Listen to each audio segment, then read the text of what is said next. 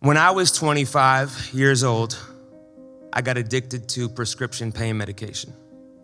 And I will never forget the day that my dad pulled me aside, he looked me in my eye and said, "Ben, are you happy?" And I barely even recognized the word. But it was in that moment that I surrendered. I had just enough willingness to say, yes, I will go to rehab. And if it wasn't for those 28 days,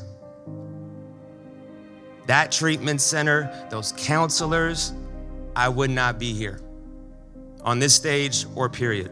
It was the first time that I learned that I had a disease. I had no idea I had a disease. It was there that I met other people with the same one. And for the first time in my life, I didn't feel like I had a moral failing. I didn't have to be a secret anymore. I felt a part of community. I left treatment with a diagnosis. I never had one. I just thought I was broken. I didn't know I had an allergy, and I found that I had one. I left there with a plan, a brand new set of tools that led me to a life I could never have dreamed up. Most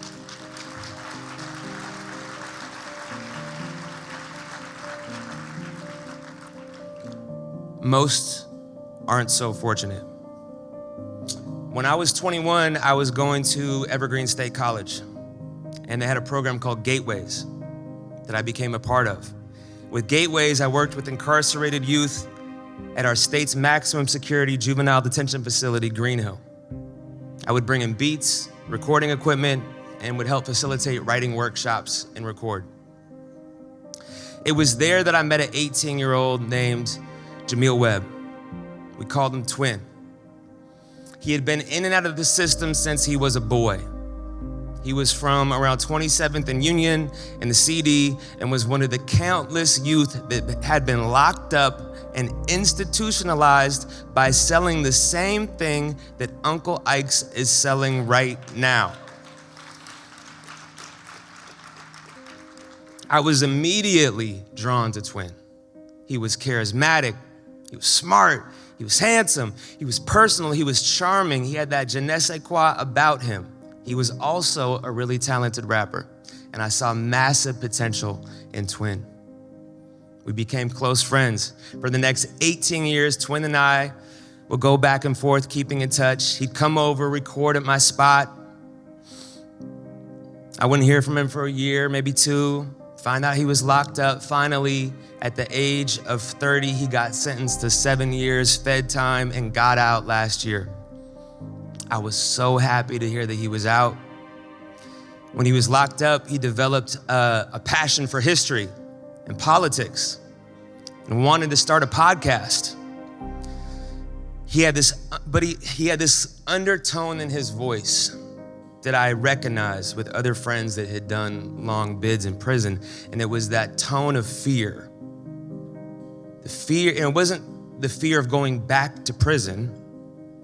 It was the fear of not knowing what to do with his life, a fear of not having resources or a plan, a fear of getting caught back up in the same things that led him there in the first place.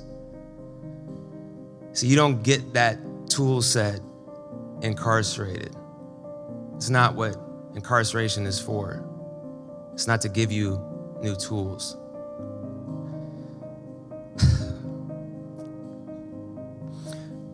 I met up with him.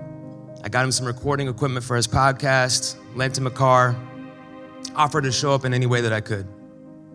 He didn't want any handouts, he just needed some help. I got a call a couple months later that the car was impounded. They discovered drugs in the car, and the girl that he was dating was addicted to fentanyl. Soon after that arrest, I learned that Twin had recently started using meth. They were living in an abandoned motel on Aurora, and things had gotten really bad really fast. He got arrested, and the judge ordered Twin to go back to rehab. And I was so relieved to know that at the very least, he would be safe and unable to use. I was so excited at the possibility that maybe just maybe he would get this thing that I got when I was in treatment, which is his life back. Some tools, a diagnosis, some surrender, powerlessness around any mind-altering substance, community, the therapeutic value of one addict helping another. I talked to him on his third night there in treatment, and he sounded like his old self. He was excited, he had joy, gratitude. There was the glimpse of the old twin, even after only being clean for 72 hours. He texted me on the night of my album release on March 2nd and told me that he left rehab early, that his girl wasn't doing good, that he needed to help her, and that he had relapsed when he was out. He wasn't in a good spot. And a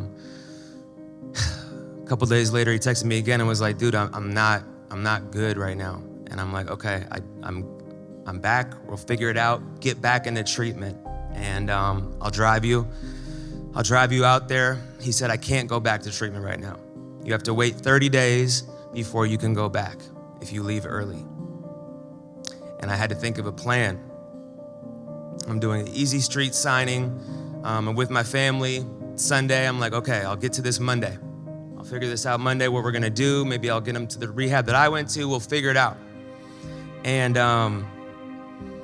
as I was getting my kids ready for school on Monday morning, I got a call from his brother, and I picked it up, and he told me that at 4:30 in the morning, a couple hours before, twin had been killed on 3rd and Bell, shot 3 times, and died on his way to Harborview.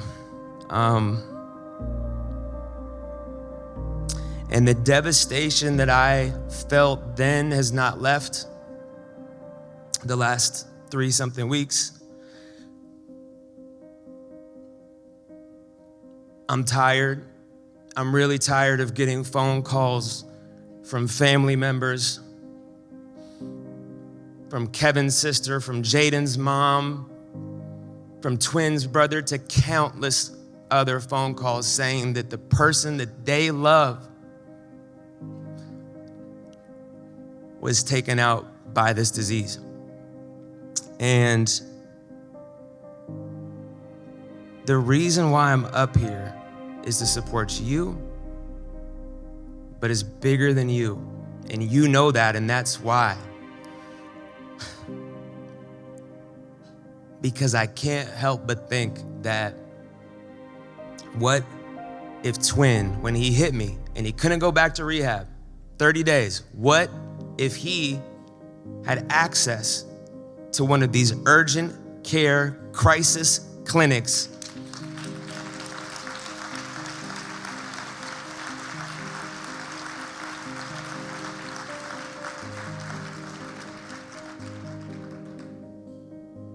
would he still be alive? When I didn't know where to send him, when I was like, you know what, I don't know what to do right now, let me think about, I shouldn't have to think about it. I'm in active recovery. I shouldn't have to think about where to tell someone to get help. I shouldn't have to figure it out. I should be able to say, you go here. This is the address, this is where you go. There's 5 of them. There's 5 of them. Your vision is beautiful. It is beautiful. And I'm so happy that there's 800-900 people in here that see the beauty and the potential of what Girmay wants to do with our city, who he wants to help, who he's advocating for, and his character. I'm inspired, I'm honored, and I'm excited for our city's future. And sometimes when I drive around this place, I don't feel excited. I feel like the neighborhoods I fell in love with that made me who I am have changed. I feel like the people that live in this city have changed. My closest friends have been pushed out of it. You make people feel a part of. You see people. Not when it's convenient, but all the time. And I appreciate you and all you guys. Thank you.